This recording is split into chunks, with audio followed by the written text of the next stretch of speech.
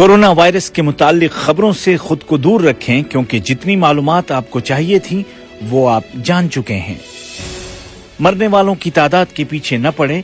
ये कोई football match नहीं है कि आपको हतमी नतीजा मालूम करना है। इस आदत से बचें। इंटरनेट पर ज़ायदा ज़रूरत मालूमात तलाश न करें क्योंकि इसका असर आपकी ज़हनी हालत पर पड़ेगा। खौफजदा और मायूस करने वाले मैसेजेस फॉरवर्ड न करें क्योंकि सबके सोचने की ताकत आप जैसी नहीं हो सकती। बच्चों को बहलाने के लिए नए खेल तलाश करें, उनके साथ बातचीत करें और उनको कहानियां सुनाएं। घर में ऐसा डिसिप्लिन बनाए रखें कि सभी अफराद हाथों को धोते रहें।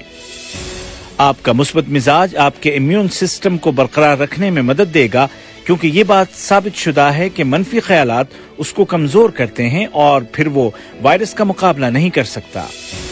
और इन सबसे ज्यादा अहम अल्लाह पर तवक्कुल और इस बात का यकीन है कि ये वबा जल्द खत्म हो जाएगी और अल्लाह के हुक्म से हम सब महफूज रहेंगे।